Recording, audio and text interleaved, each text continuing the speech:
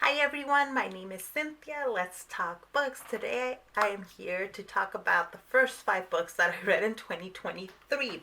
So this year I decided that instead of doing monthly wrap ups, in which I typically have like somewhere between 5 to 10 books typically, that I would just wrap things up as I'm reading. One, so that I can talk a little bit more about the books that I'm reading and not make 30-minute videos basically. Hopefully you're all on board and are still interested in watching those videos. So let's talk about the first 5 books that I read in 2023. So the first book I finished was Apprentice in Death by J.D. Robb. This is book number 43 in the In Death series. I've been working on reading the entire In Death series for years now. If you don't know anything about this series, it follows a New York cop in the future. At this point, it's in the near future, but I think at the time the series began, it was like well into the future. And it's a sci-fi, it has sci-fi elements because it's of that future it's set in. It imagines a much more technologically advanced future. But it's really a book about characters, especially the cop we follow, Eve Dallas, her husband Rourke, and the friends that she's making along the ways as she begins opening herself up to making those human connections. This was a really good installment in the series. I enjoyed it, gave it 3 out of 5 stars. The next book I finished in 2023 was Once I Was You by Maria Hinojosa. Maria Hinojosa has been a journalist in the United States for a long time, and I did not know about her. I have read some of her work, didn't realize it was hers, but I have since begun following her, and her work is it's just amazing. This memoir blends memoir with the history of like the 60s, 70s, 80s, 90s, and into the 2000s in such a marvelous way that I want to use this book in a course. I want to have students read it because it tells that story of the 60s through now through the lens of immigration history. What happens to U.S. history when you look at it through that lens is really fascinating. And anyways, I have this whole idea already for what I want students to write, the prompt I would give them, etc. But I think this is a really great book too for just anybody interested in the history of immigration, and hearing it from through the lens of memoir and a journalist's perspective, a journalist who also immigrated to the United States. So she has a personal story to tell as well as a larger political narrative to also tell. I listened to the audiobook, which is narrated by Hinojosa herself. It's fantastic. If you like audiobooks, I highly, highly recommend the audiobook to this one. I also recommend this one if you're interested in just the issue of immigration in general, or just in Maria Hinojosa's life as well. A few content warnings here for sexual assault, along with a lot of the death and abuses in the immigration system. She talks about it and discusses some of the stories of the victims, of children, of women, of people that were sexually assaulted and abused at U.S. detention centers.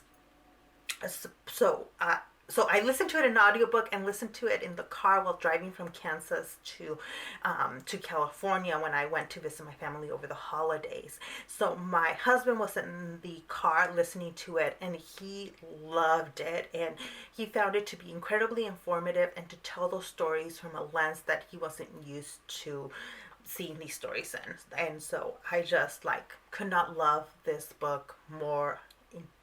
Just highly recommend. And the next book I finished was another 5-star read. This is We Are the Land, A History of Native California by Damon B. Akins and Wiliam J. Bauer Jr. This is a very academic book about Native American history in California, so specifically in California, and it tells the history from before European arrival through more recent times, and at times it can be overwhelming. Like there's a lot of information in this book, and it's a book that I will have to read again, because I know that as I was reading it, I was absorbing a ton of information, and I'm used to reading academic nonfiction, but there was also a lot of information that I knew I wasn't quite retaining, and so I need to sit down with this book again, mark it up. I read the ebook, so I didn't have it in physical copy, and I'm gonna need the physical copy to like make tabs, make highlights, write notes.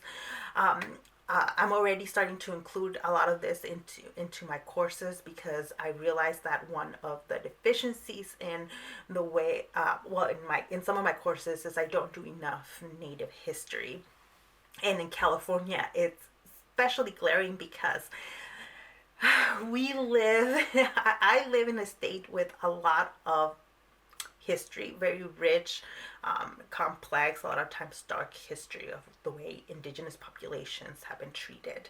And it's important to not let the idea of the disappearing native go on without challenge and without correcting the historical record.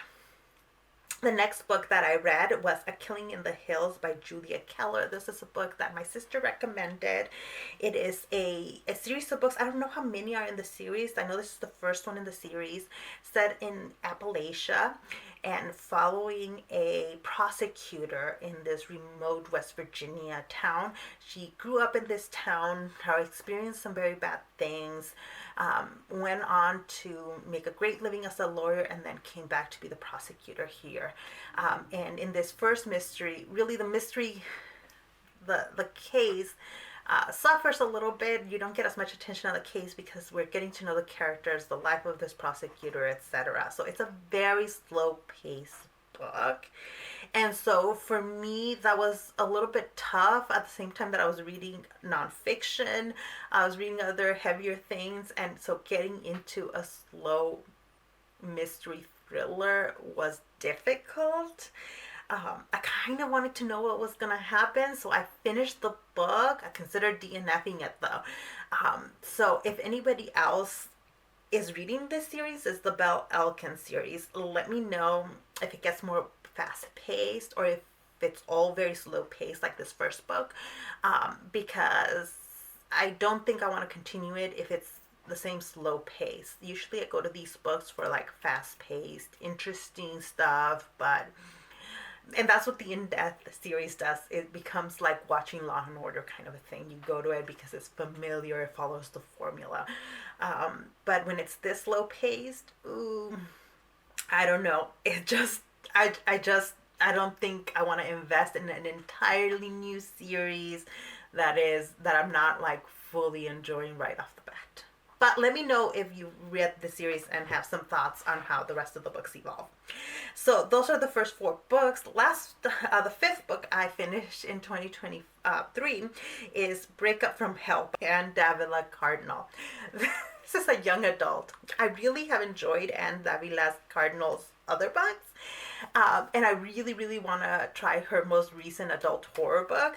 But this is a young adult horror book that actually has a great comedic premise. Like, the premise is that a young teenage girl ends up falling in lust with what turns out to be some sort of demon. Anyway, some of that specifics, by the way, are not that important. This is a like rompy book. It's horror, but it's not. I didn't find it to be graphic horror or scary. I was reading it at night and I was like totally fine with it. It's not my favorite Dávila Cardinal book, but it was like what I needed at the time while reading much more heavy books. I needed just a YA lighter book. So if you're in the mood for a rompy horror YA, super fast read, incredibly plot driven, with some religious themes in it, this is the book for you. So if you have read any of these books, if you have any thoughts on these books, let me know down below. I should be back in next week with the next 5 books that I finished in 2023. Let me know how your 2023 reading is going. We're well into January now, so are you in a reading slump? Are you really good on top, like staying on top of your reading goals and all of that? It's always fun to see where people end up at the beginning of the year, and to kind of see the whole journey. So I'm really interested how all of your journeys have started. So let me know down in the comment sections. Thank you so much for watching this video, and I'll see you in the next one. Bye.